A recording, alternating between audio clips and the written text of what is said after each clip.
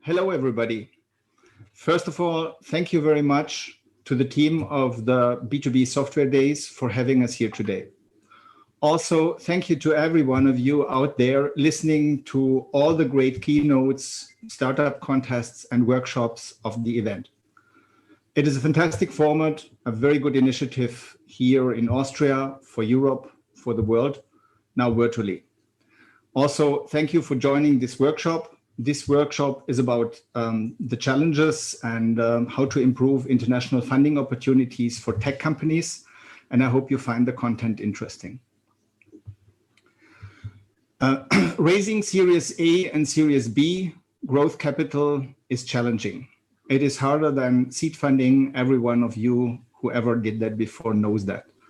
You have to deliver a convincing pitch to investors like a symphony that compiles numbers, ideas, all the documents, like coming out of one flow, and finally also to the pitch. So what you need is you have to be integrated, supporting the narrative, and finally also being convincing to the investors. Unfortunately, there's a little support for European tech companies in their scale-up phase. Tech and software companies are often only presenting and selling their solution, their technology, which is absolutely understandable. And they don't sell the investment itself. I believe US tech companies are doing a way better job there. And I'm glad to have with SHAWN FLYNN, someone from Silicon Valley today in our team presenting. And that brings me to the next slide. Who is today in our team. So it's me, STEPHAN, then SHAWN FLYNN from the US, Silicon Valley. I think you're in San Francisco right now, right? I'm right in the next to it. I'm in Sunnyvale area, which is pretty much the heart of Silicon Valley, right in the center. So yes.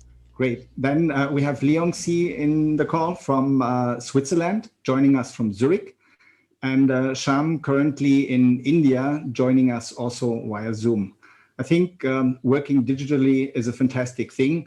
And let's see a short introduction of every one of us. So first, my name is Stefan HORVATH. I'm German. I studied a long time ago at a technical university in Stuttgart, economics, but also computer science. So I definitely love the topic we're in today.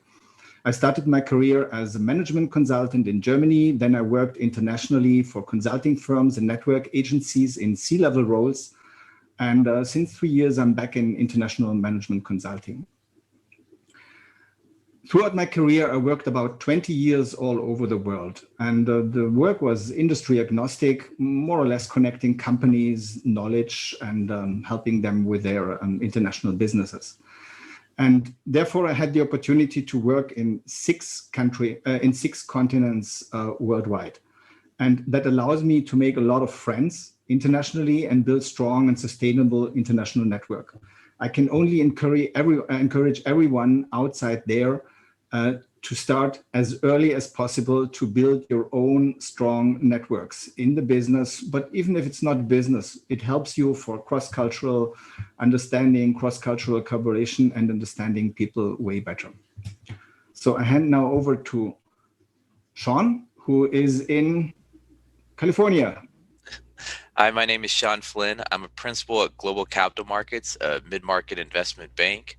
We have 15 bankers in 6 locations throughout the US, but I'm here in the Silicon Valley office where we focus a lot on technology. But a little bit about my background. Before joining the bank, I was head of incubation for a global incubator, headquartered in Beijing, but I ran the Silicon Valley office where we'd help companies from Silicon Valley set up offices and grow and expand into other markets, mostly into China, but we also had presence in Europe, in Berlin. We had an office in Tel Aviv, Seoul, Korea, pretty well all over the world. And before that, I was the investment director of Bay Angels, which is the second oldest angel group in Silicon Valley. Some of the notable wins for the angel group were early investors in OpenTable and some other companies that are common names today. I've always been excited about technology growing up here in Silicon Valley. I was in high school during the boom and bust. I could tell you stories and stories of my neighbors. One of them founded pets.com. So I maybe one of these days outside of this conference for a drink, if anyone wants to know some stories, connect with me. But I'm very excited to be here. And outside of banking, I also host the Silicon Valley podcast, which was brought on by Silicon Valley Successes, which was a TV show I had here, interviewing entrepreneurs that ended up in 28 cities throughout the US. So strong contacts, strong connections in the entrepreneur ecosystem throughout the US and global. So I'm very happy to be here. Stephen, thank you for this opportunity, and everyone else, I'm excited for today.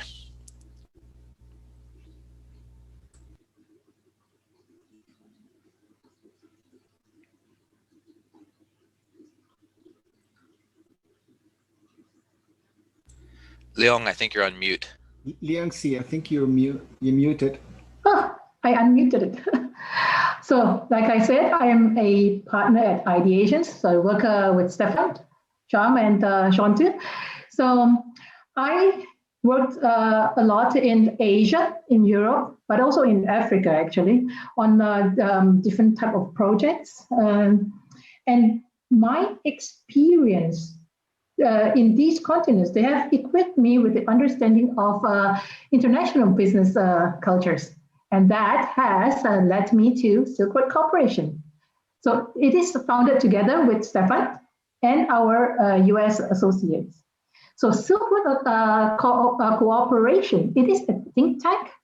And our approach is actually to develop frameworks, roadmaps for promoting innovation, supporting transfer, mobilization of intellectual property, and encouraging technology transfer and business creation along the Belt and Road and RCEP region.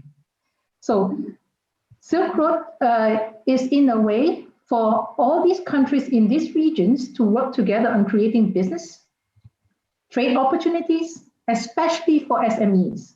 So that's a food for thought. I am also very actively involved in the EU funding instruments, which I used to be an expert for the accelerator, the EIC accelerator, and now I'm still very much involved as a consultant in the EU funding projects, collaborative and also for SMEs. That's all about me.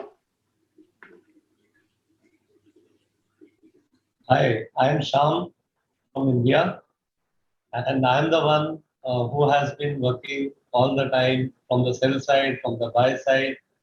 So this gives, and obviously the sector agnostic side of it, we bring all the sectors across geographies, across regions. So this brings us a lot of understanding about what companies perceive and what they want to convey and how the investors want to see. So I am the one who spools the ideas, the thoughts into numbers, and then numbers into the stories, and finally a message that goes to the investors who has a very limited time span to understand the story. So yes, I'm the person with a lot of numbers. Yeah. Okay, thank you. So what you have seen is, I think, like it's used today. So bringing in a lot of experience from all over the world is always good, regardless what you're doing, regardless if it's about funding or if it's about your technology or if your software experience. Collaboration in this area is always important. Shawn, do you want to start talking about the track records? So yes. So a little bit about the work that's been done over the years with the team here and the team at the bank is in these sectors on the slide that you see in front of you, we've done over 300 transactions in these different areas, whether it's technology, consumer retail, software services, and these are all at all different stages of the company's career. Some have been smaller transactions, others have been quite large. I mean, most of the companies are between 10 and 200 million in revenue, that mid-market. And not only that is, it's geographic agnostic. Deals have been done in the US, Europe, Africa, Latin America, Asia, pretty much everywhere in the world. We've had some type of transaction, some type of involvement, which makes us sector agnostic makes us available to help you in what you're working on. So it's a very good opportunity. Stephen.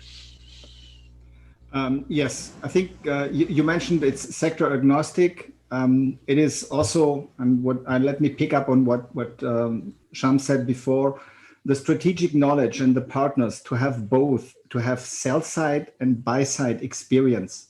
Yeah, same time being industry agnostic gives a very strong idea working in several areas. Yeah.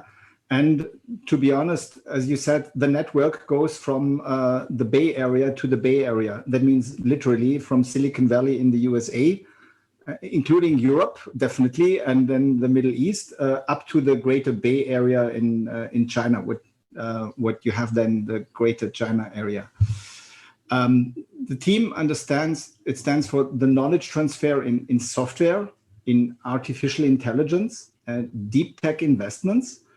And that is also important, not only to understand the projects when you do an assessment, when you try to understand what is the true value that you can communicate to an investor, but it's also important that you have this experience when you talk to investors, because the investor communication is pretty much at the end one-to-one when you move with these guys in the data room.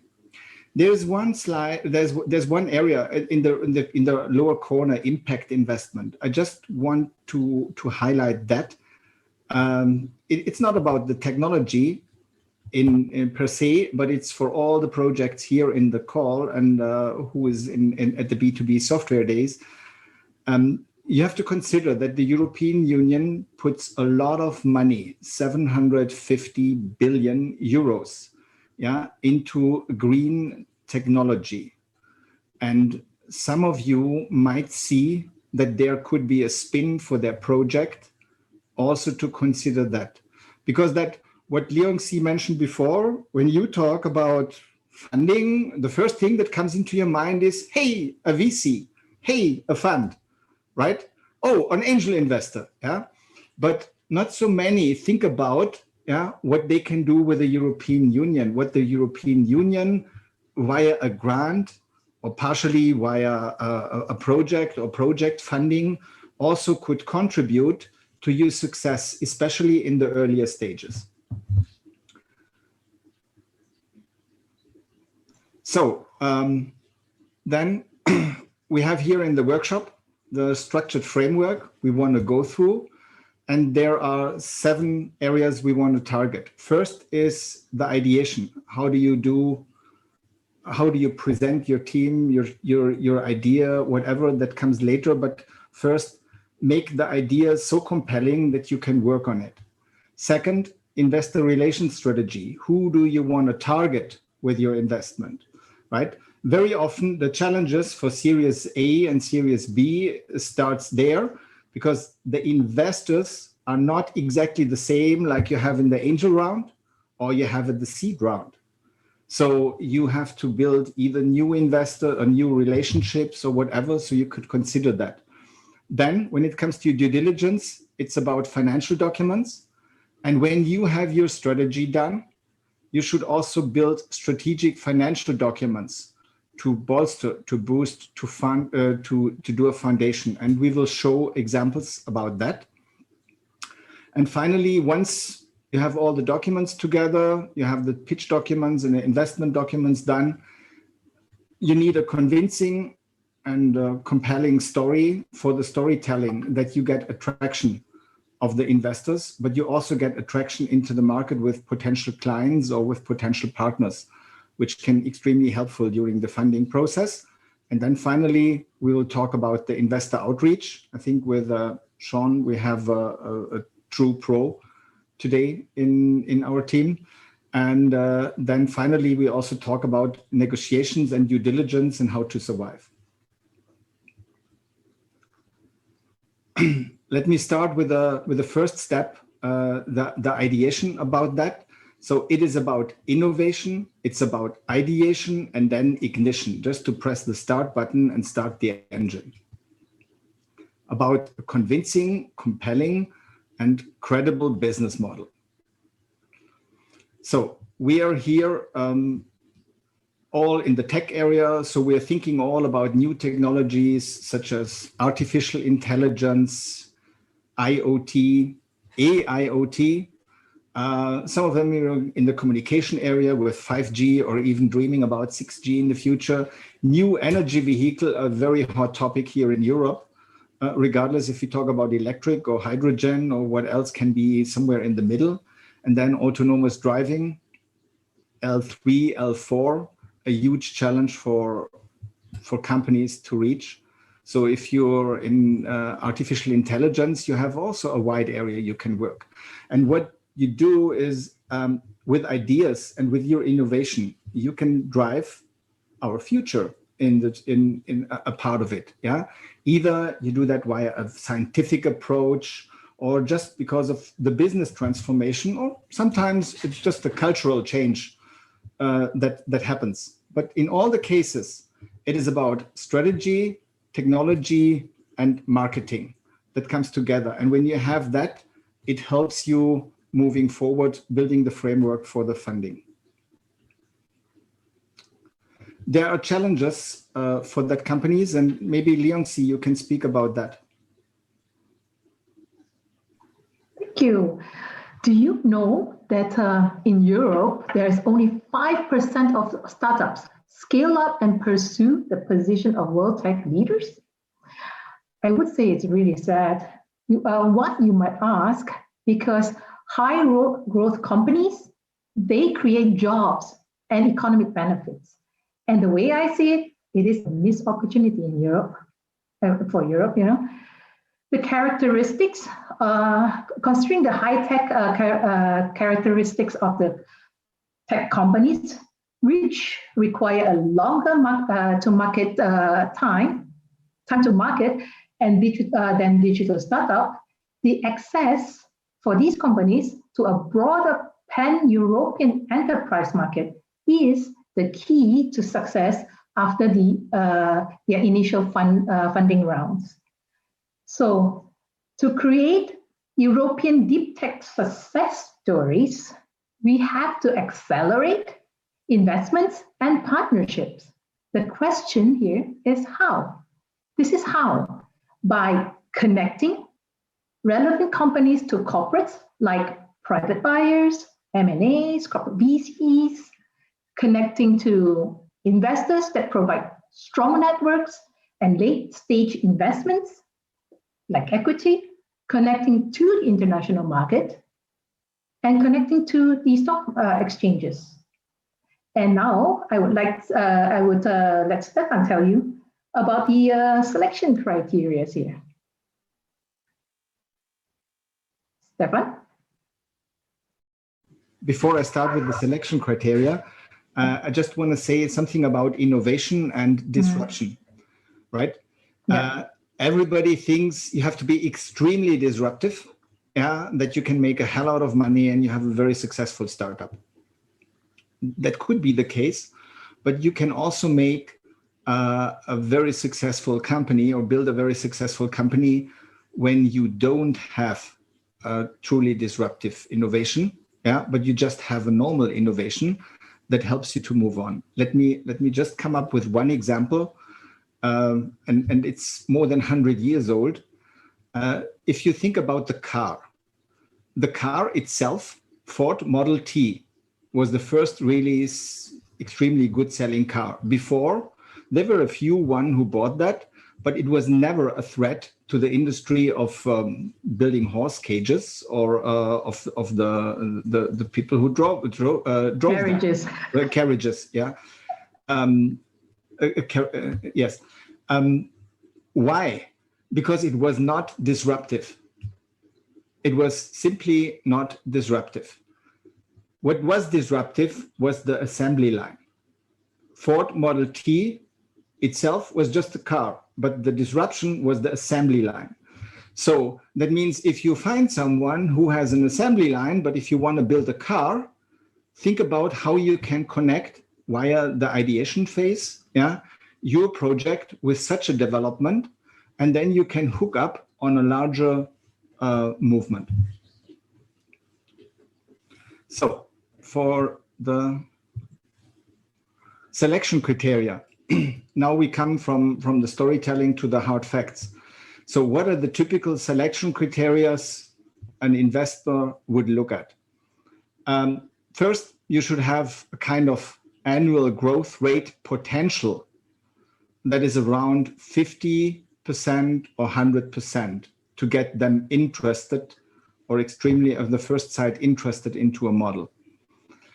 That can be easily reached if you have a validated model, but that is repeatable and scalable. If the business model is repeatable and scalable, that's on the right track. And then when we talk about track, you should also have a significant revenue traction. Again, I talked about the disruption, the deep tech innovation that disrupts the markets, that makes it definitely easier, or if you go with an innovation along a disruptive market. And then it's always good to have the chance to grow geographically, internationally, or in the sector. And in this case, you should have a ratio like the potential to expand your business internationally in numbers. The ratio of the foreign customers you have already or that you believe you can reach when you go with whatever you have internally in your country for the outreach. Revenue for international markets, if you have that already, I think it's definitely something that scores for that.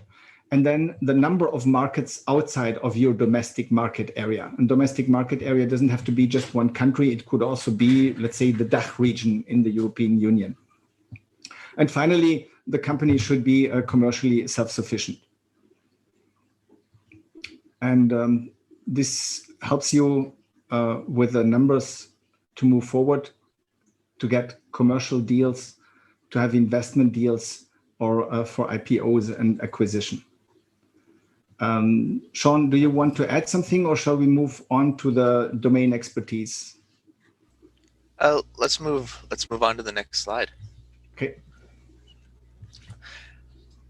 So to talk a little bit about this, the exit in businesses investment ready for the next funding round. I mean, this is very important for companies. They normally think, oh, I just need money, or it's time to sell my company. But they don't really think about, okay, this is going to be a 12-month process or maybe even longer. How prepared should I be for this event? What milestones should I anticipate on hitting to tell the investors this is what the money is going to go to? Has everything in my company already been structured and planned out in preparation to either raise this capital or get acquired? I mean, do we have all our, such as talked about in the selection criteria, I mean, are our patents being filed? Is our advisory board all set up? Do we have contracts in place with our existing clients? Who's in the pipeline that we're talking to? All these things factor into the valuations of the companies. And a lot of people just think, you know, I just need money today, but they're not really thinking about creating that story around this is how we're packaging our business together to give you the best return, to give you the confidence that your money with us is the best choice for you. And we go in, we dive into those companies and we really say, okay, where you are today, where do you need to be to get the maximum value? What is that time frame? What's possible and what's not possible based on, you know, years and years experience of working with companies to really get you not only for this next round, but the round after that, and maybe even the round after that. So we see that pipeline of 3-5 years and go, listen, this is what you're going to do year one. This is after that and after that. Even though the probability does get longer, the further out in time, you still need to really think about that, because each round you can only give up so much equity to make sure that there's more left for later. Each round you can only do so many things that, but it all needs to be thought out in advance before taking that action to make sure you're doing it right. SHYAM, can you talk more about strategic knowledge?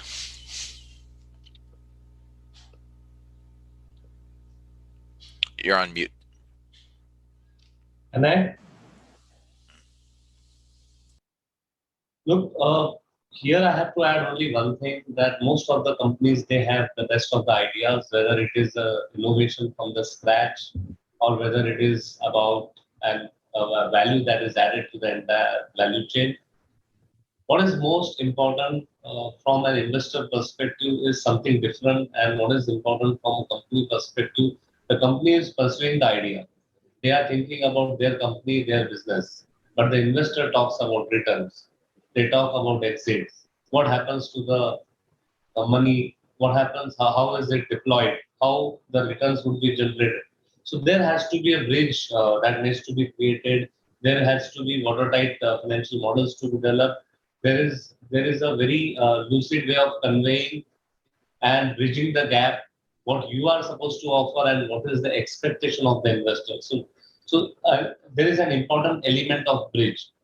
I believe that is the reason you need an expert to really help you on this.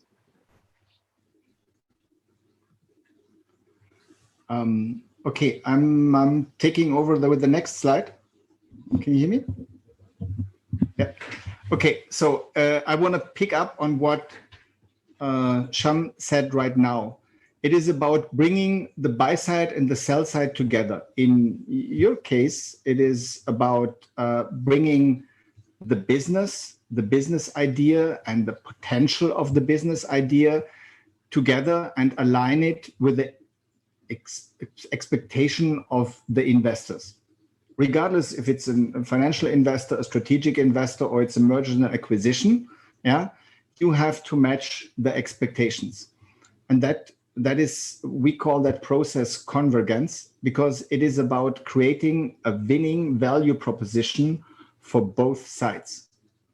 While the project thinks about, hey, I need the money and I have to go for the funding round and here is my data.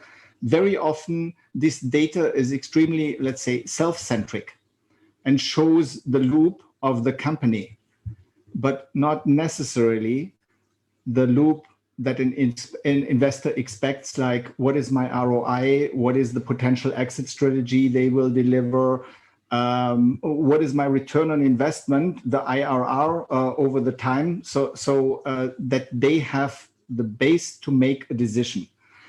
And a lot of funding decks that are out there talk about what do we need as a project, how great is our team, how large is the market in trillions.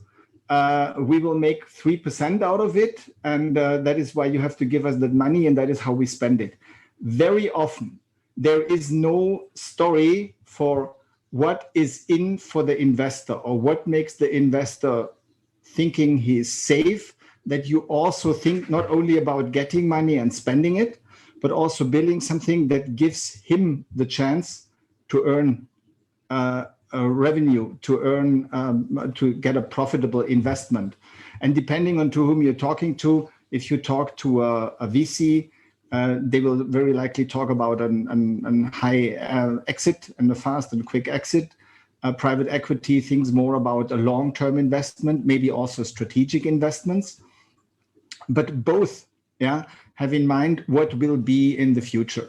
And that is why this process, bringing the ideas together from the business research, competition, understanding the marketing approach, the spending, the product price, that you are in that details when you talk to an investor, because an investor will always go there and have a look.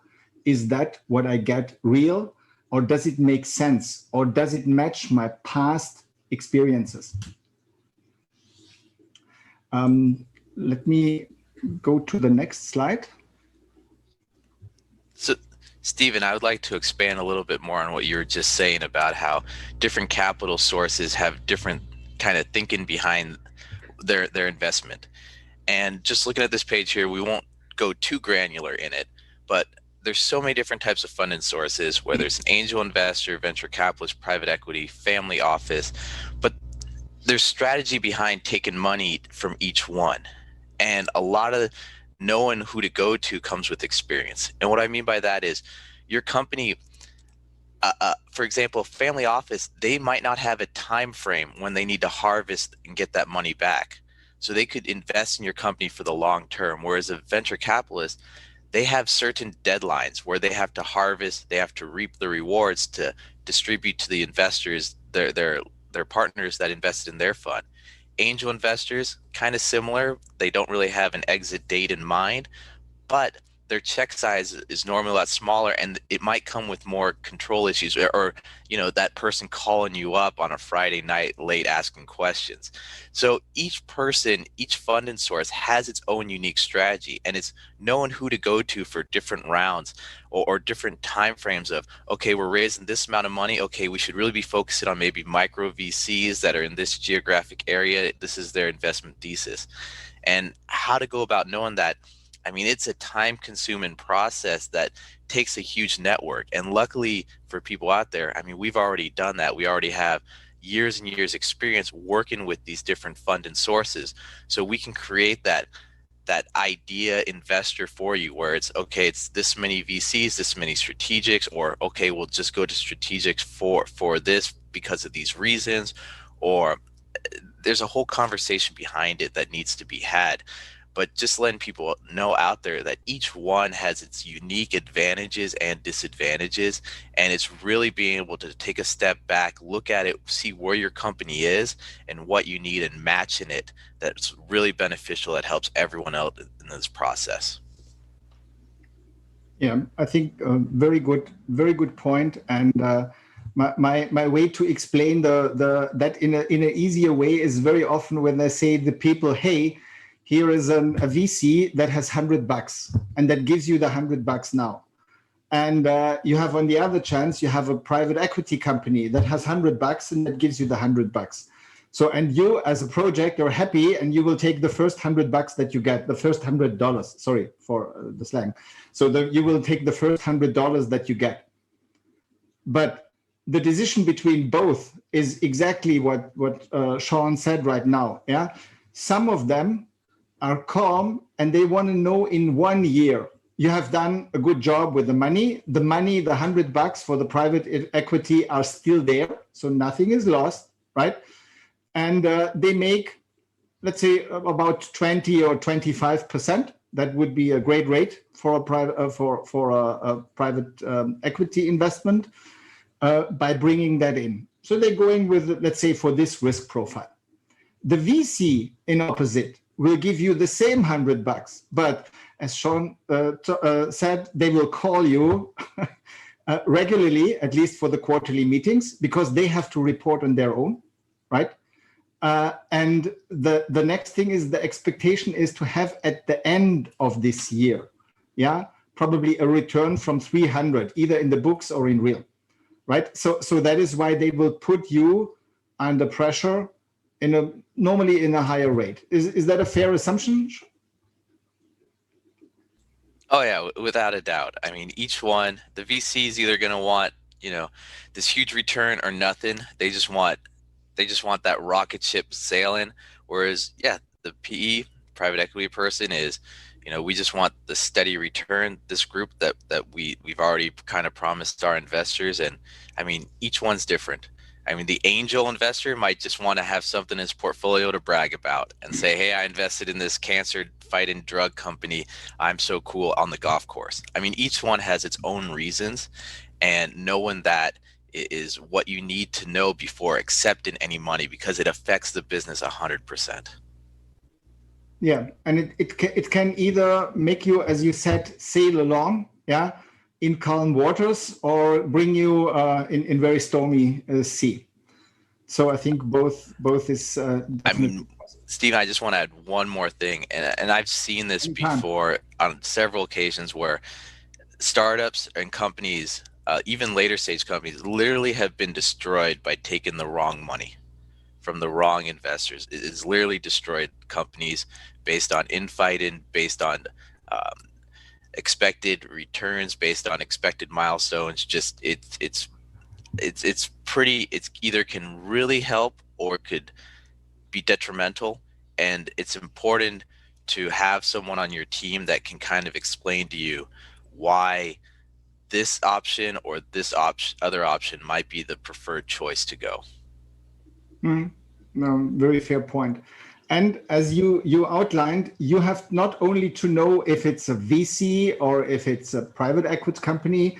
I will show on the next slide more details, just for comparing if you go on with a fund or with a VC. just as one example, you don't have only to, you shouldn't only know what is the company about, right? And do I know a big name and do I go there? Because of the big names, they have normally layers on the top with 3, 4, 5 people. And if you know them, if you submit your document to them, you make it to the next step. But the question is, if you submit that to one company where you know they are supporting exactly that technology that you have, you might get back a no. And the reason is you reached out to the right company, but to the wrong person. Because if you look even at the top level, and this is an example from a US company which I took, there I deleted the names, but there's a co-founder and a managing director, 2 of them still in the company, 2 managing directors are still active from that one on the list. And each of them has its own track record of past investments. That is very important, because each of the managing directors for this particular company has a total different appetite where he is investing in, or where the company is investing in at the end of the day. And now think about, you have a VC or a private equity company, a fund with 100 million pot, right? So that is a pipeline that gets splitted up in their projects. What they will do is nothing else than competing internally which project win. So if you reach out to the right person with the right project, you have a dramatically higher chance to move forward. And if you see that, how we look, so for one person, we listed here the last investments in the last 10 years, in which company he invested. And when you look at the funding round list, yeah, he invested in Series A, in Series B, in Series C, in Series D, with some in Series E, right? That gives me, or that would give me as a tech company, a very good feeling when I go not only with such a company, but with such a lead who has the lead in that. And by the way, it's also important to understand if he is the lead investor, collects the money from others, or if there is not the lead investor, if he just puts the money in when someone else is in the lead and a lead investor because you are in the same area or topic. But for this, they have a lot of money invested in companies who are in electric power or in systems around electric power. If you go through the list, there's a lot, but there are also some marketing companies like Infotrieve or whatever, but that is more or less not the topic. But in total, if you have an area where you go for this person also, or for such a person, right? And then you can look from the company they invested, how much money did they raise is also important, because if you have this available, you know the range when you go there. If you're looking for 1 or 2 millions, I would not go to this company, because obviously they have numbers between 5 million and 50, 60 million on their list. That means they're very likely not prepared for a smaller amount. That doesn't mean you have the wrong project. That doesn't mean you're the wrong guy, or maybe everything would fit. You're just asking for not enough money for such a company to make a funding. Is that correct, Shawn? Yeah, so a perfect example, right now I'm raising a growth round for a network security company, a $10 million growth round.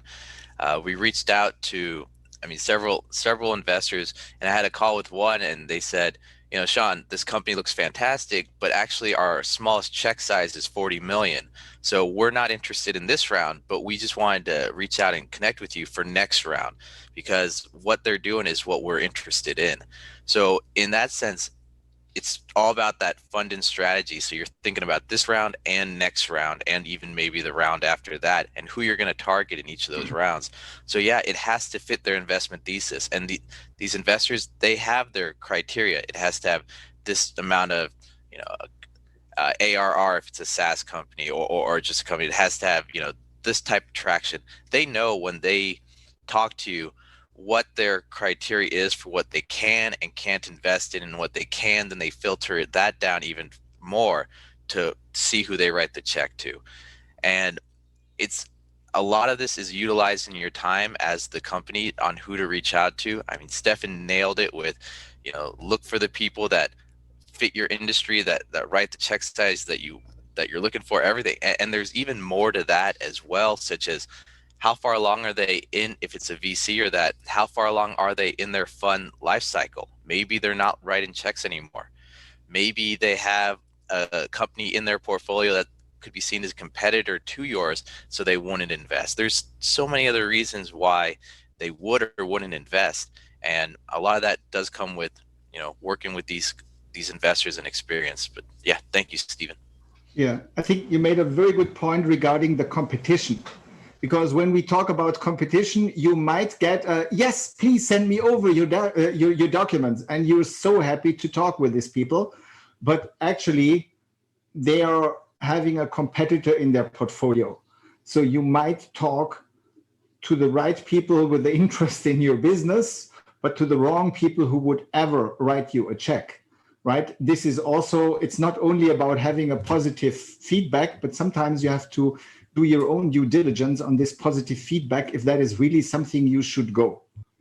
It's just a recommendation from, if you're too close to one of their competitors with what you do, that can always be a problem. What I want to say, this looks like a lot of data, and yes, it's brought together from different databases. And with Shawn, we're using, I think in total about 6, 7, 8 different databases we merged together to come up with such detailed information. And some of them are just news feeds that you know when one of the larger company is going in 2 months or in 3 months for an exit.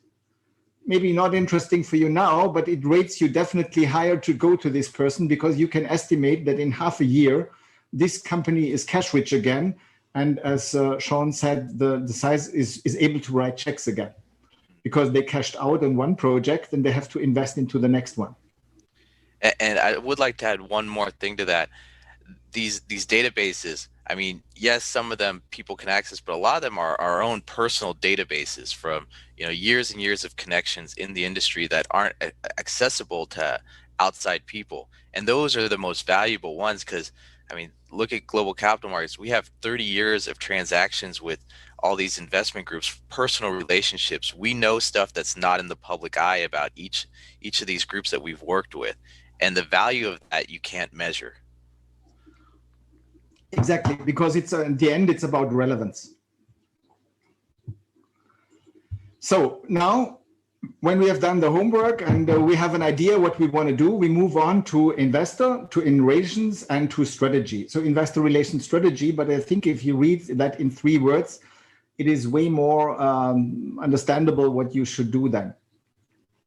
We have done so far, we had done our tech assessments. We are sure that it's right. We have done all the homework regarding the investment and the relationships. So the next thing is we have to create a value proposition and a positioning of the company that reflects and highlights immense opportunity and the potential for the upside. Why should people invest in us? Because we are great, we're fantastic, we want to show that. Based on that, you can build strategies, but build the strategies not on a deck. Build the strategies where you can prove with a granular and watertight revenue model, and with an operating model that really survives a due diligence in depth. Yeah. And I always love to look at the valuation. So look at comparable companies, looking about their past investments, about their past investment patterns. Look at analyze their results, and especially benchmarking valuations. I think that is what SHYAM is really great, always doing that, and blend that with a news flow. Yeah. And finally, write the investment thesis. The investment thesis is definitely a very important part, because here you summarize that, a kind of one single narrative, thoughtful, thorough, and supported. And it should support your dream, and it support your dream with data, because then it is coherent, it is evidence-based, and you can build strategic financial documents that are moving on with that.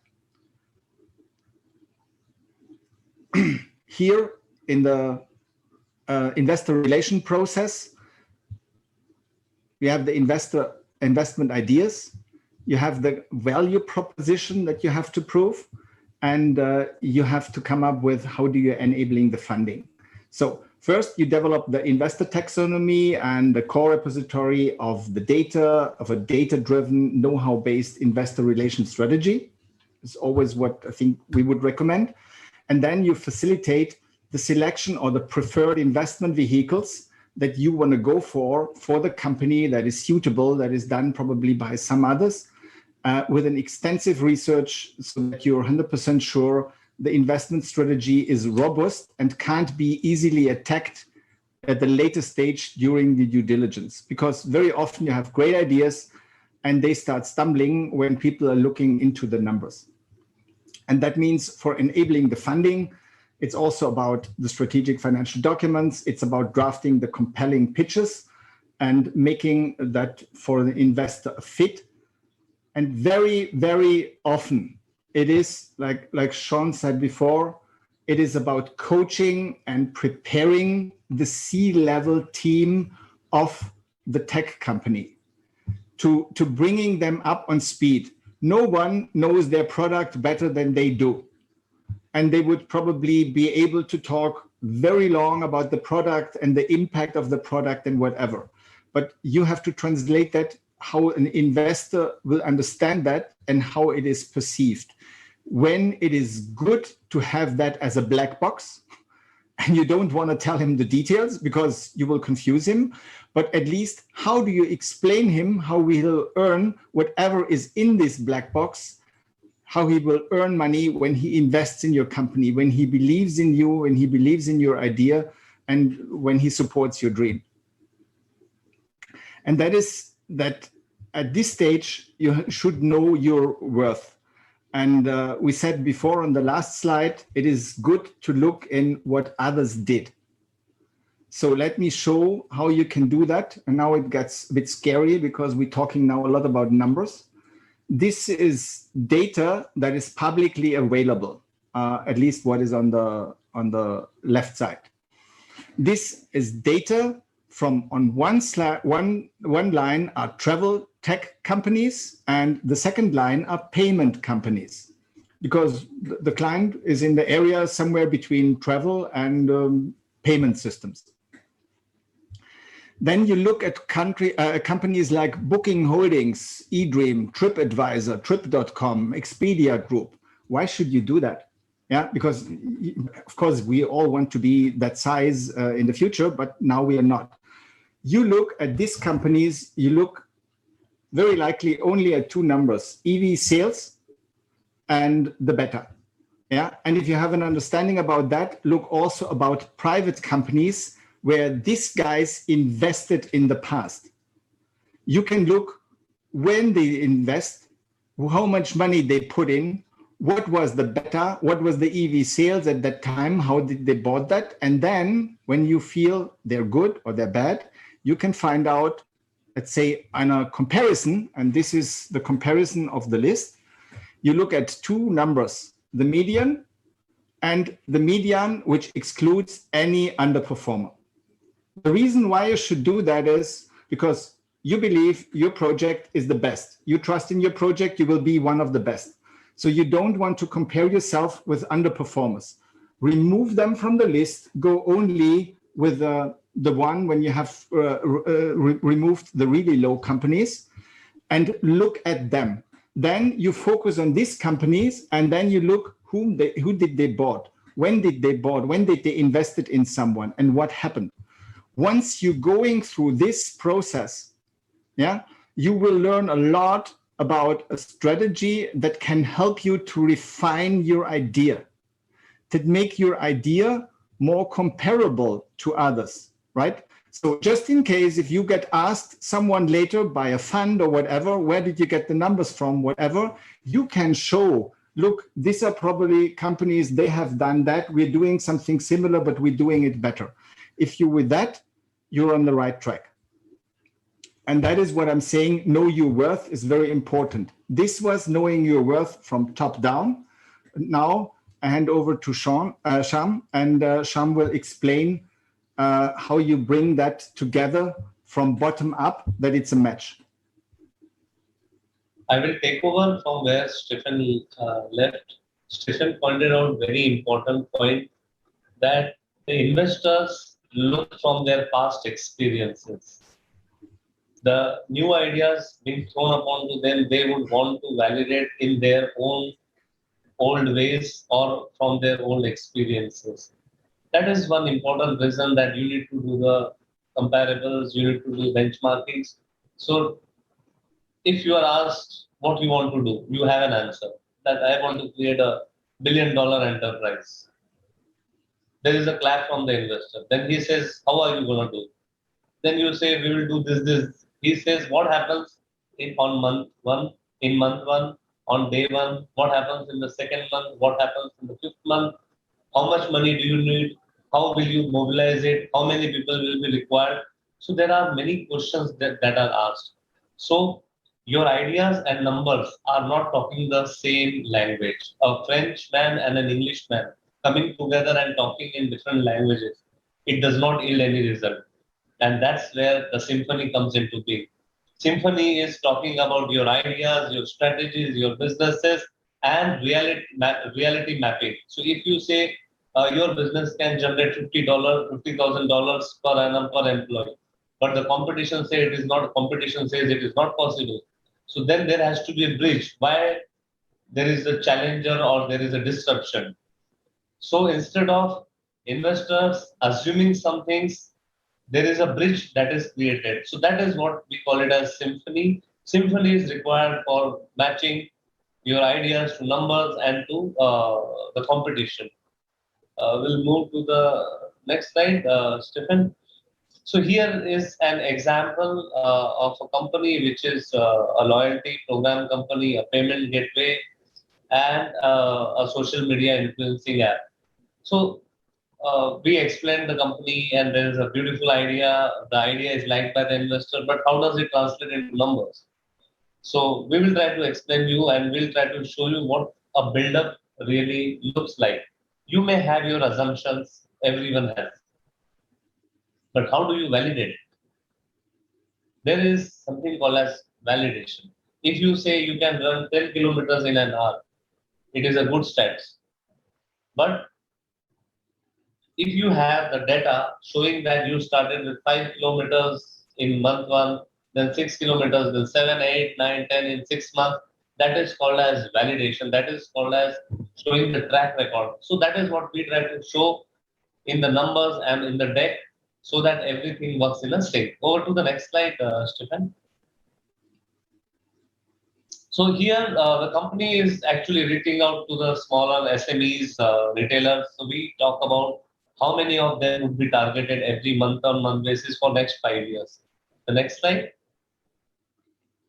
We talk about how many stores would have this as a facility. Don't assume that. So we are not assuming or we are not valid. So this number is not only coming from our assumption. This comes from a lot of homework that goes around.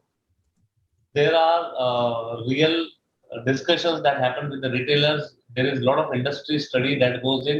A lot of research is done on the real life cases where what is the kind of penetration the credit cards have, what are the other forms of payment that these companies have.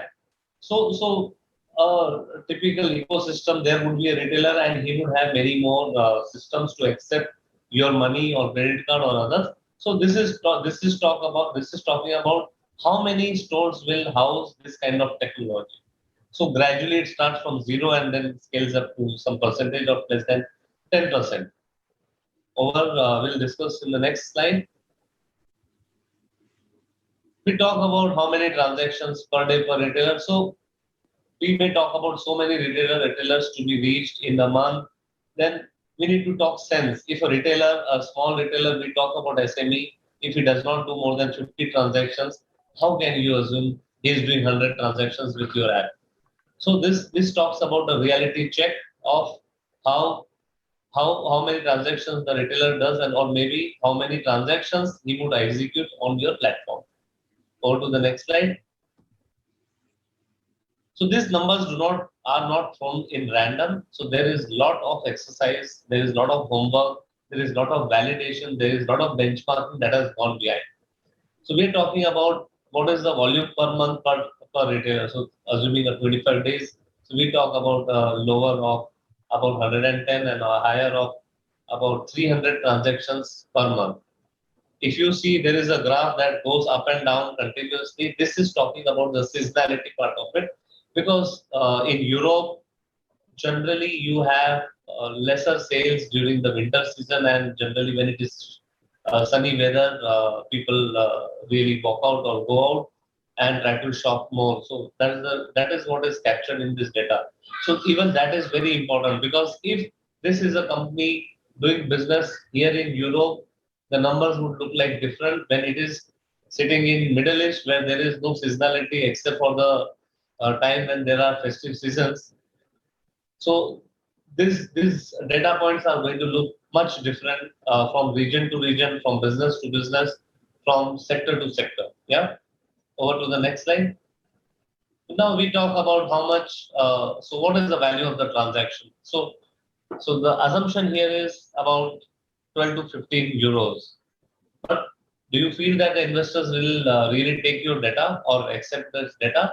So we try to validate or corroborate two things, saying that the average size of the transaction in Europe in digital payments is about $40. And we are talking about a small portion of that.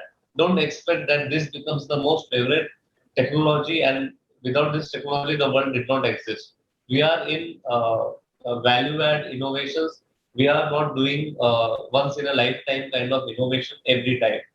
Like Stephen said, then so one was inventing a car, and one was actually the innovation was to set up the production line, how efficiently you do it.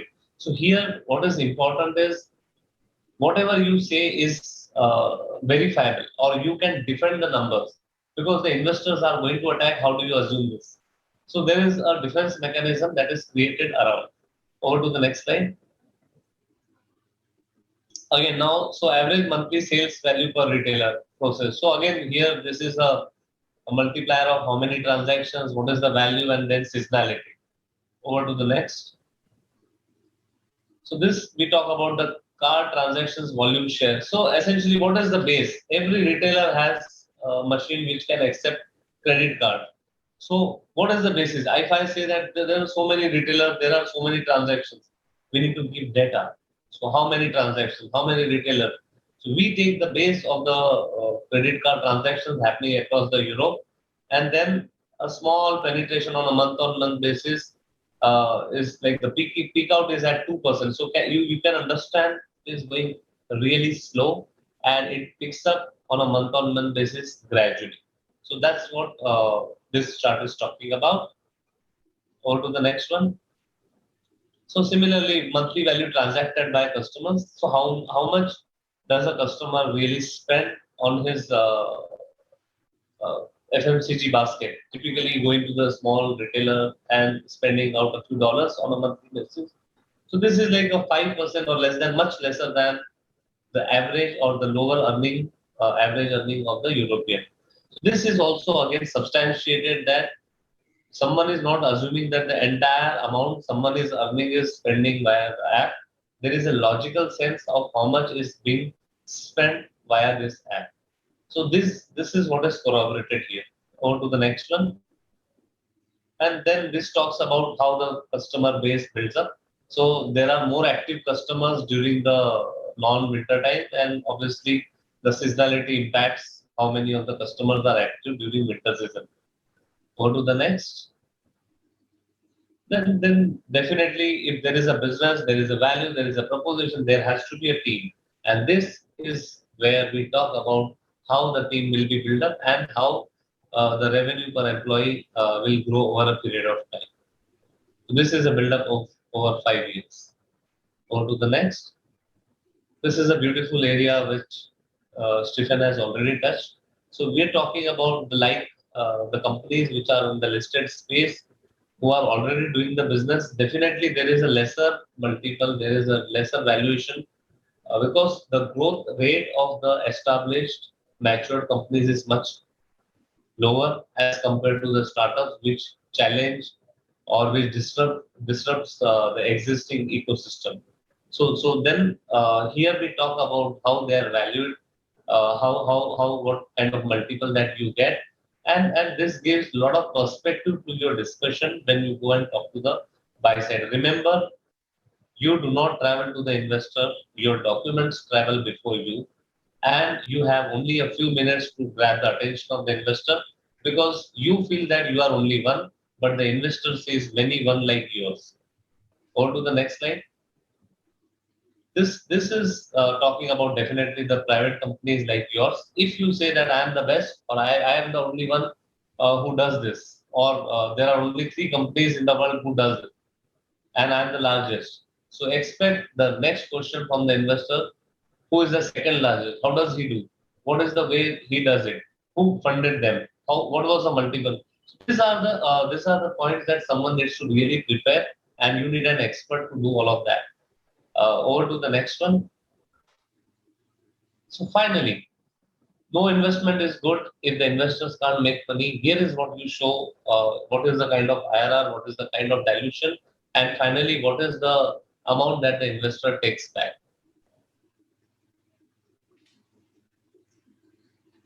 I think that's it. Okay, So, thank you. There are any questions? I'll be happy to answer. Sure, maybe you can maybe just tell the others, because you talk about the experts doing this valuation and the documentations and all this. So I think most likely there might be a question like, what is the difference between leaving this to the expert, or if it's done by my marketing team, for example? All these materials for investors, what's the difference? Certainly, I will be more than glad to answer this one. So, as a professional does that on a day-to-day basis and knows what and how to describe things and how to validate and defend assumptions, more importantly. But when it is a management team or when it is a small company or a startup that is trying to do, they know about their business and they are approaching the investor for the first or the second time. We do that on a daily basis. So as a professional knows what is to be spooled, what is to be put together, and in which language, so that the investor, because remember I told you earlier that investor has very limited time to make an opinion about your company, and there is no chance given to you to speak. It is your document which has to make an early impression with the investor. So yes, it is very important that you take help of a professional. It is like getting prepared for getting a visa. Right. Can I add one thing? The numbers that you have seen now, yeah, they are not just rolled by the dice, because if you have seen a lot of other companies of competitors before, you look into their, when public available, their data, into their spendings, which is public, you can build a model out of that. And then we said before, let's go with a medium, yeah, from that. And then you have a proof where you can say, see, this is a kind of simulation we do on the operative costs for you for the next 1, 2, 3, 4, 5 years, right? And that I think there's where it comes together between what we have seen before from the top down, like we discussed with SHAWN. So from the investor perspective, but on the other side, from the company's perspective, yeah, that you show that you have done the planning and you have used, I think, comparable numbers that are proven in the industry, right? So Yes. There's still a risk that you're going worse than the industry, yeah, or it could be that you're way better than the industry. That is the risk that an investor can take, but at least he sees how your model would work in such an environment from that. And I think that is very important, as you said, when you have reached the stage of the due diligence, yeah, when you have reached the stage that you can go through that. But before that, we have to build out of whatever we have done now a kind of narrative, a story that can be explained to an investor.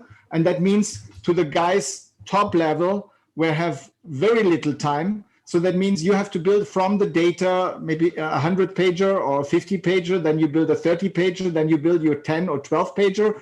and finally the executive summary that you can send out. But if you do it in that way, you're prepared to answer back any stage, right? Because you don't have so much chances to reach out.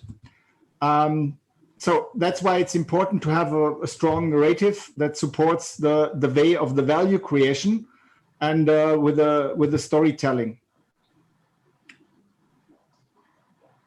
Yeah, that's right. Design your pitch. It's like you said. It has to be integrated. It must take into consideration all things. Everything that supporting your narrative. That is very, very important. And at the same time, it must also convince the investor. That is utmost importance, because in the end, they are the one who's going to invest or not. So the more your narrative for the investors explains the ability to transfer capital into vision or data, then the more your story and your pitch will draw the image of scalability to potential investors. This is how you convince them. A convincing narrative and compelling story will be reflected in the strategic financial documents, as SHYAM and also SHAWN and STEPHAN has explained. Because so in that sense, I think you have to formulate a narrative for the investors that supports the way your way of value creation. Let me give you an example. Pardon? I think is exactly as you said. The story is very important, and as you all know, it is about creating a pitch in a kind of common language that understands the investor, but also that is understand and it is still credible for your team. Yeah, that's true. And how do you broadcast such a narrative or such a story? I'm really glad that SHAWN is here, because he's one of the best persons I know when it comes to investor podcasts. He has interviewed nearly each and every one of the big guys in Silicon Valley, and it's about storytelling. So maybe you can tell a little bit about that. Sure. Leonsi, how about we go to the next slide right now? But so a little bit what Stephan was saying. So I have a podcast, a Silicon Valley podcast, which came from a TV show here in the Valley where I was interviewing some of the biggest names. And the reason for it was everyone has a story, and I wanted to connect it with the rest of the world. Whether it was the VC story of why they invest, whether it was the entrepreneur, why they wanted to create the company, or that tech leader that of why we're innovating, why we're developing this technology. And the one thing is each of these people, they realized how important it was to tell the world what they were doing, how important it was to market themselves to their network and beyond their network. Next slide. Perfect. So some of the people I've interviewed include the founder of Canva, Melody Perkins, the founder of Square, Jim McKelvey, Founder Space, Captain Hoff, as we call him here, the captain, Ostia Angels founder, Sharon Bosmick. I mean, Ostia is an amazing group. They invest in women minority founders. They're raising a $100 million fund right now, but they've had some exits. One company that they were early investors in just exited for $350 million, but they told the world about that. They told everyone, these are the companies we invest in, and because of that, they get more deal flow, they get more access to great companies, and vice versa. The startups that share their ideas, they go, this is what we're working on, this is the company we're building. They broadcast it to the world, which in return gives them more opportunity, gives them more an opportunity to meet clients, to meet partners, to meet investors. It gives them opportunity to grow more than that one company that's heads down in front of their computer just working on code in an office. And there's a story after story of amazing companies here that no one ever hears about, or they get that first round of funded and they just invested in the product and just build, but they never get it out to market, or when they get it out to market, they don't have that marketing campaign. They never created that brand around it. It just fizzles out and dies. They can't get to the next round. Where, I mean, the CEO, you're the sales guy, you're the brand ambassador, you're telling the world what you're doing, and that's so important for everyone on the team to, this is the milestone we hit. we have to tell the world this is a milestone. This is what we're doing next. We have to tell the world this is what we're doing next. That is so important, how to do that. And that's one of the things that, you know, this team is really valuable and has a lot of experience in, is creating that story to push that content out to the world, to let everyone know what you're doing now, what you're gonna do. And that coincides with your funding. It's all synergy with get that brand out there, get that message out there, that money comes in, the opportunities come in. I mean, a great example of this is if you look in the corner, you have Nick Moran. He's the founder of New Stack Ventures. I mean, he started off as running an angel syndicate. Now he's a venture capitalist, but every company he invests in the world knows about. He shares it with the world. The stories from these entrepreneurs, everyone hears about it. More entrepreneurs want to be connected with him to share their story because they know it gets out there. And it's so valuable being able to tell your story in a way that resonates with people. Next slide. So with that, here's two examples. We have Bill Richard, who is founder of Pegasus Tech Ventures. He's also the managing partner at Garage Ventures. He's an investor in SpaceX. He's an investor in, it's not Spotify. It's another one of the big guy. I mean, his track record is incredible. Piero Scruffi there behind the microphone in the studio. I mean, his nickname in China is the Silicon Valley Godfather, Guigu.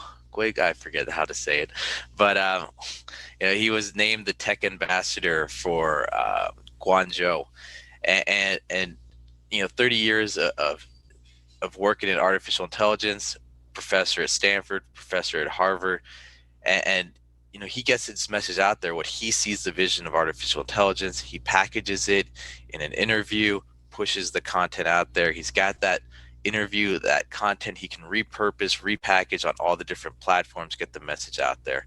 And as an entrepreneur, as a company, you have to be thinking of that every day. What am I doing today? How can I message this tomorrow? All right, next slide. So with that, you know, different medias, you have television, you have radio, you have podcasts, you have all these different platforms right now that people out there can access to get that message out there, all which you have to utilize. There's so much competition for what you're doing. You're not going to be the only company doing what you're doing. There's going to be others out there, and sometimes it's that messaging, it's getting that message out there that separates you from your competitors. And I mean, we can help you with that, whether it's television, radio, podcast, blog, the platform. We have the experience, we have the connections here in Silicon Valley, globally, in Europe, Asia. That's beauty. The connections are already there to help. Next. All right. Let me just jump back to Bill, right? Because that reminds me of my last story before COVID. So we were discussing that he came over to Dubai, and we were planning to meet in Dubai. I had a project from Saudi Arabia that was intended to go there. I think you remember the story when we talked about the meeting them there. Oh, I was planning that trip. I was so excited to go. I mean, doing an interview on a boat. How much cooler can you get? Exactly, and it was an interview on a yacht. But what happened then is Bill told me he doesn't have time now because he's writing his book. Remember the last book he wrote, and that means after he wrote the book, we had COVID. So when the book was ready, the trip didn't materialize because of the COVID, and I really hope that we will continue sooner or later. But it's just what you said. These are the invaluable stories which you can't reflect in a database or out of a thing. That is because if you have these connections, or either you have or you don't have the connections, and sometimes it's helpful and sometimes not. But let's say when we talk with Shahid, it's just bringing up the next name where you can go to, right? And so you move on. So I think that's important, and that helps extremely with pitches, because pitches, they let you stretch, and there are actually no rules to follow. A pitch is just normally a whiteboard that is blank, or in the days today, it's a kind of screen. And it's about the case study, and the question is, can you do that again or not? And as a summary for the pitches and the documents, I just brought together what you should have as a summary: strategic financial planning model done and outlined, an outline of a business plan that is robust, then a deck that finally represents the essence of the business, what you're doing.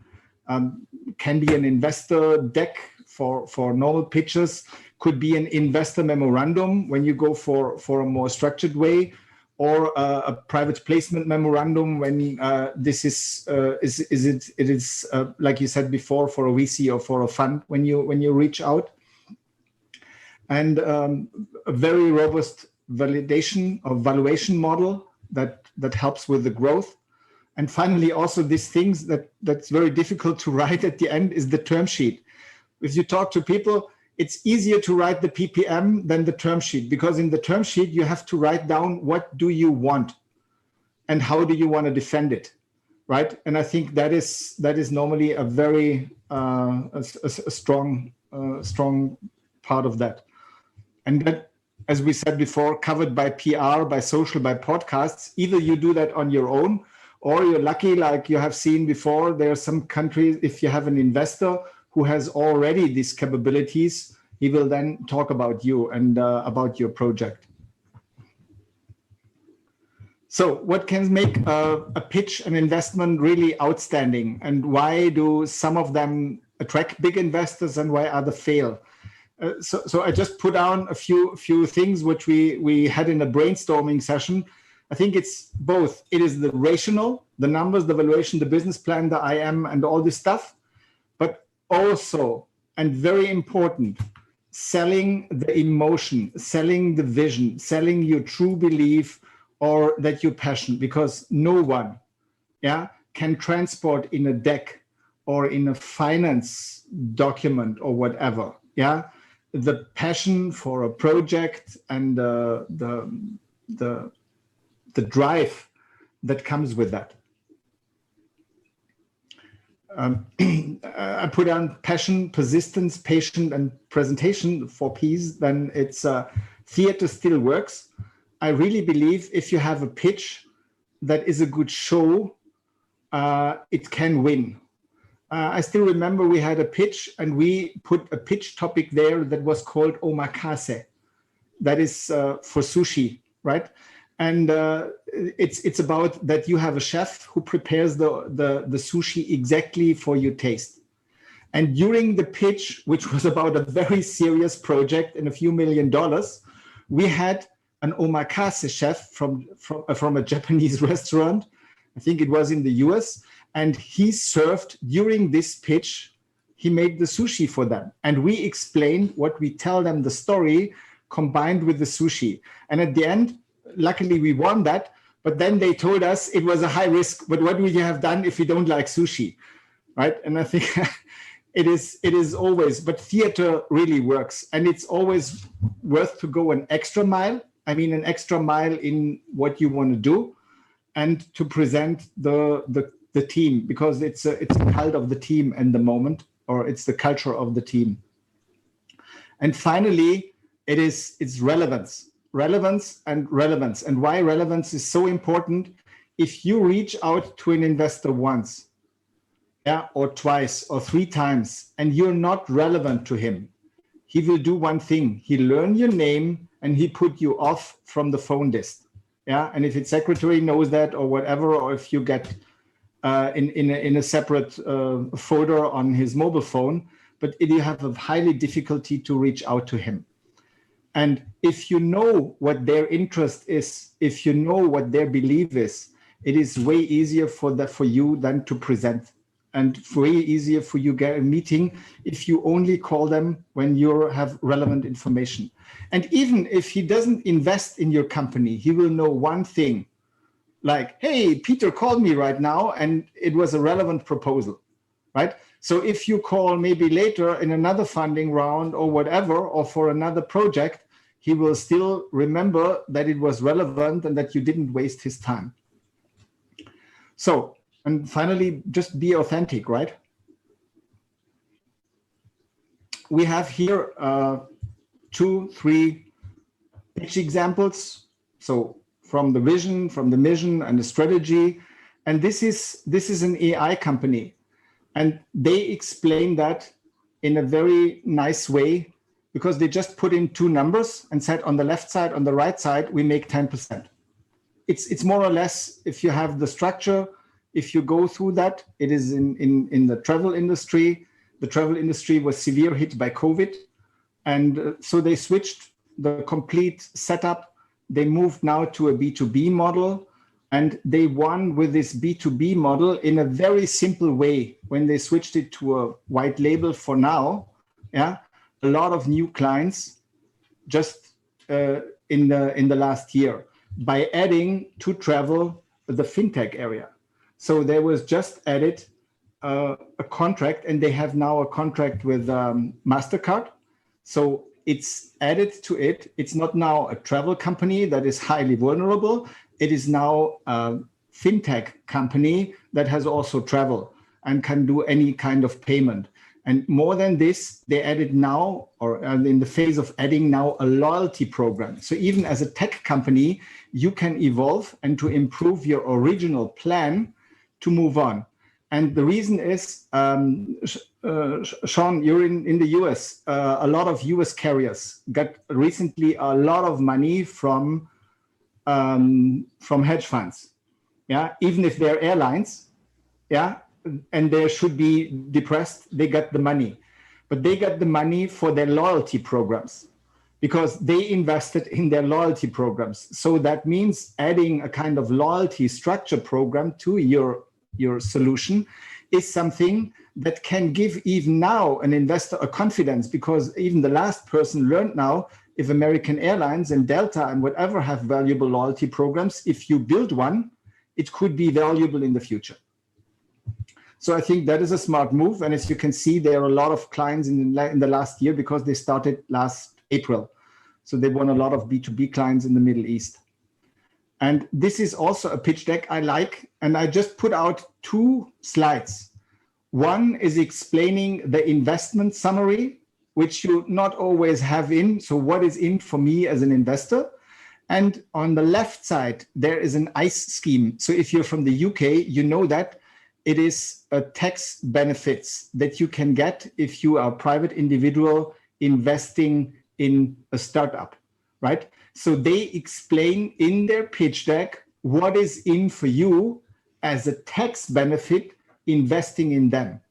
So I think besides selling the project, they sell also a good idea when they're going for, and it's not for institutional investor, it is for what you said, angel investor, or for smaller investors.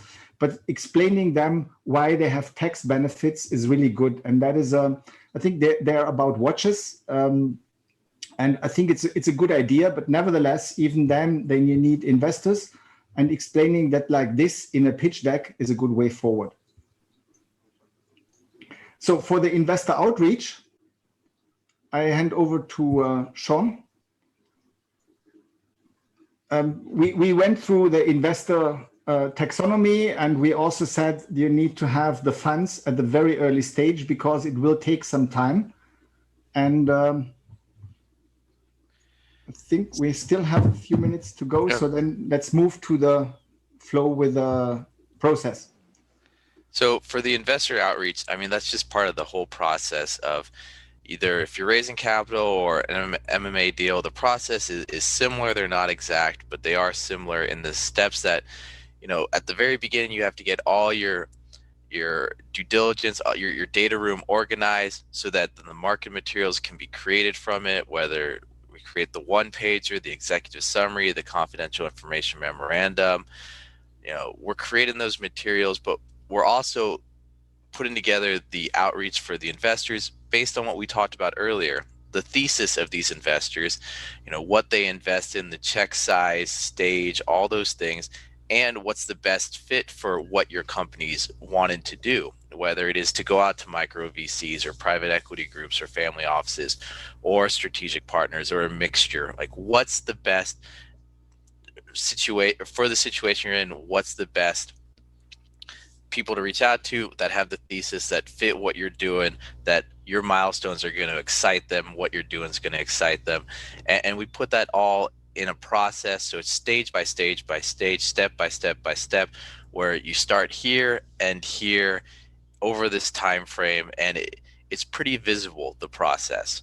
I mean, while marketing material is being created, outreach is being done, we're getting feedback, we're getting questions asked from these potential investors, we're taking those questions, compiling them for later on to prep the CEO and the team for those meetings, but also we're answering themselves based on the material that's been created. And each step of the way, and so if you want to go to the next slide, I mean, in reality, each of these steps that happens, you're losing maybe half the people from the round before, or the step before. And what I mean by that, say you email 1,000 investors, maybe 100 come back with some type of question. Of that, as you answer those questions, maybe half drop off. And then to get to the next stage, the indication of interest, you know, how interested are they, maybe half drops off. Maybe once they start doing due diligence, another half drops off. And maybe at the very end, there's only, you know, 2 or 4 that will write an offer letter. But that's what you need. You need that competitive landscape where people are competing, so you're not leaving money on the table. What I mean by that is, before in the presentation, we talked about how valuations for companies have such a huge range based on many different things. And one company, this is a real example that we'd worked with, you know, they came to us, they'd already had an offer from one company to acquire them for, I think it was 18 million. And they're like, you know, this is, from what we've seen in the market, this is a good valuation for us. And we said, well, how about we run a process and see what the market says your company's worth. Maybe 18 is good, but maybe there's some more. Well, we ran the process. Some of the offers we were getting, 12, 13 million under what the person offered, but we also got others that were 26, 28, 32 million. So that just shows how inefficient the market is and how wide of a gap some of these valuations are. And not only that, is the terms that came with them were also as wide of a gap, where, you know, some people were offering this with these terms, some people were offering that.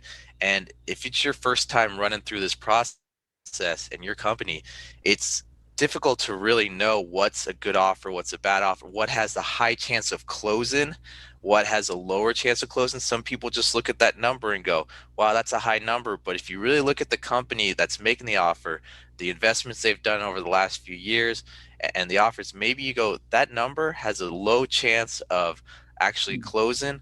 Also, these terms aren't those best terms. We should actually go for offer number 3, not even to number 3. That one might be the best one for your company overall. But having a set of eyes to help look at that is so important.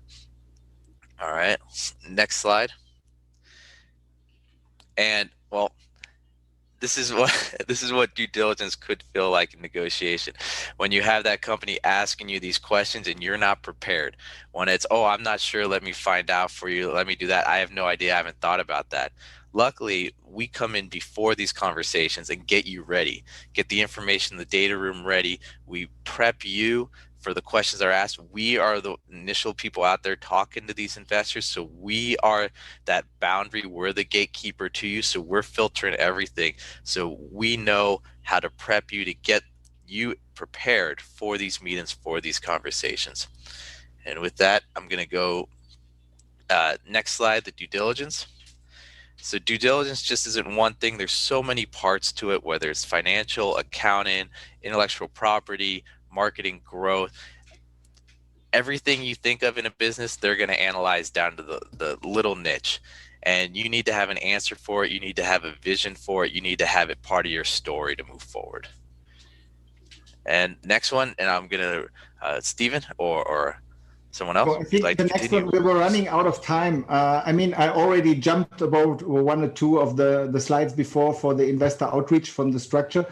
We're pretty much at the end of our session, and it's just for the benefits for the capital raise. You will see clearer when you're better prepared. You're way more smarter in the discussions when you're better prepared. You definitely communicate better. you hopefully contact faster, and we wish all of you that you scale further, right? The presentation is available. We had now, the next slide was about questions, but I fear we were running out of time when it comes to that. So I would say a big thank you to every one of you listening today. If you have any questions, we have to apologize. We were talking probably too much instead of listening to the questions and answering them, but we are still here, and we promise we will answer each of them by email or by whatever you prefer after that. Thank you so much. And thank you for having us.